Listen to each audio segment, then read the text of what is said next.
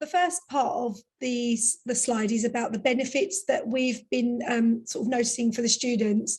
So it was really important to be transparent with the learners, I think, from the beginning. So we talked about digital skills even at the time of enrolment, and we talked about it through induction. So I wanted to get the students to sort of buy into this from the very beginning. And we did that by, enhancing their CV. So we made it very clear to them that, look, you're going to have an extra qualification, and this will definitely give you better job prospects in the long run. The other benefit we sold to the students was, look, you're going to increase your repertoire of skills now. So you're going to be more IT literate than you were at the beginning. It was also another way to promote the fact that, they would get increasing confidence, both in the use of IT, not just at college, but also at home. We also sold it to them and said, look, you're going to get better transferable skills, because these could be then applied to whatever vocational setting that you go into, or whichever place you're doing your work experience. So for a lot of our students, obviously my background is early years and health and social care. Sorry, I did forget to say that at the beginning. So I managed that area. And then that's why we kind of sort of put it into context to say, look, these are the kind of benefits that you're going to experience. Now, a lot of our students are parents. So another thing that we also said to them was, look, you're going to get a lot of benefits in terms of helping your own children. Now, the profile of a typical learner that we have is that they are quite time poor. And what we mean by that is that they have family commitments and they do have limited time at home. And a lot of them do have caring responsibilities. So as I said before, a lot of them are parents, and most of them have an ESOL background. And a lot of them are looking to improve their job prospects and actually go into new careers, especially into health and social care and early years. The nice thing about our learners is that they all have such passion and drive to enhance their skills and just develop themselves.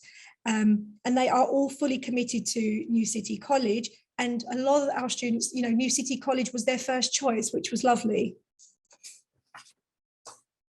I'm just now going to talk to you a little bit more about the strategies that we used. So one of the things that was really important was about having a positive mindset. And that was not only the teacher, but also enabling our students to kind of have that sort of positive approach. So we were very conscious about using positive language, and we did make lots of references to, the benefits of EDS in terms of jobs, like their skills, and going forward into their personal lives as well. We made sure that students were very motivated to try tasks and worked in pairs. So we wanted them to feel comfortable in an environment where they didn't sort of feel afraid. So we did buddy up, and we also did something about show and tell. So because students always learn best from each other. So we wanted them to demonstrate their own skills to each other. And we introduced something called the skill of the week. So when a student showed a really good skill, we kind of made sure we celebrated that. And that was sort of active encouragement. And it's very positive. We really, really encouraged our students to be resilient and independent. So we made sure that we set them lots of homework tasks, but things that were achievable, nothing that they would go home and panic about.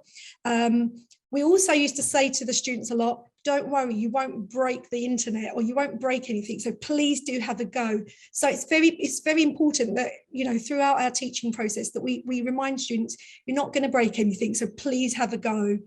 And we just really wanted our students to buy into it and just say, look, this is going to transform your life and it will improve your skill set. So, and we was very conscious about also doing timed tasks.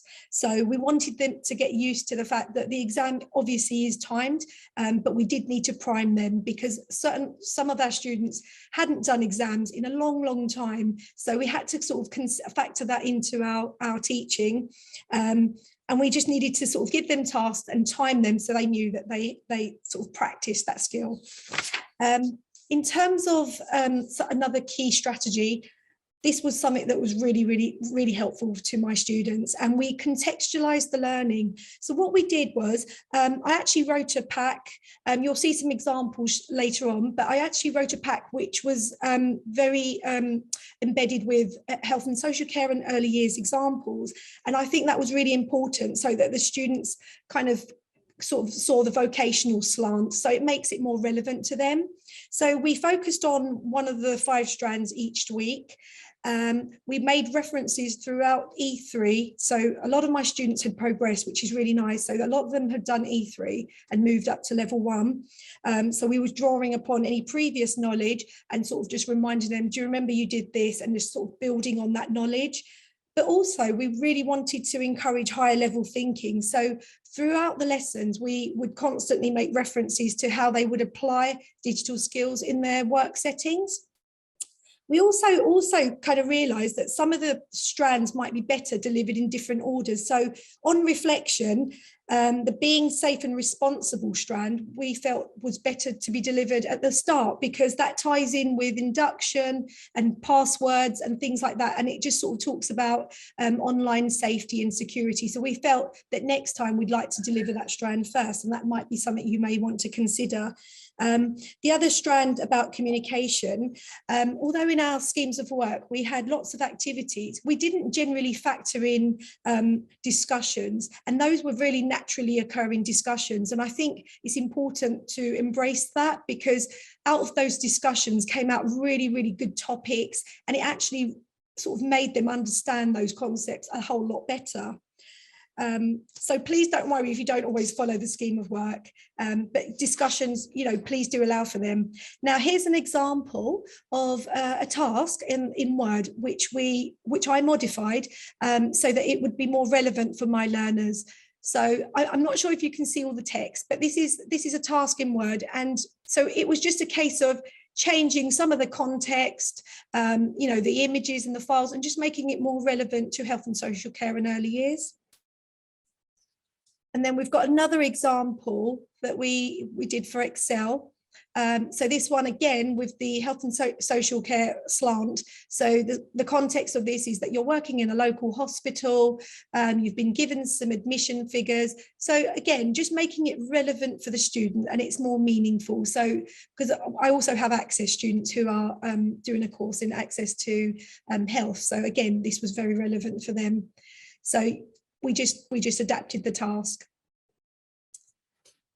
Now, in terms of other strategies, we did lots of demos, and we had lots of have a go sessions. We wanted our learners to just have a go and not be frightened of trying stuff. And as I said before, buddying up learners was a really effective approach. Working collaboratively, I think the students felt safe, especially in the beginning. And once they developed their confidence, they were able to do things more independently. Now, in terms of pace, we made sure that the pace was always moving forward, so that the learners are sort of keep moving on and keep achieving.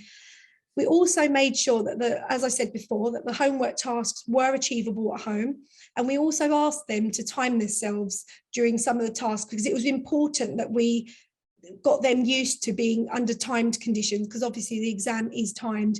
And what we worked out, that some of the learners actually ran out of time. So that was a good way for them to kind of sort of plan their learning and just actually manage the time better. The other thing is, we also signposted them to the VLE, because, Andy's put together such a fantastic VLE resource. And the nice thing is that all of our students get automatically enrolled onto that.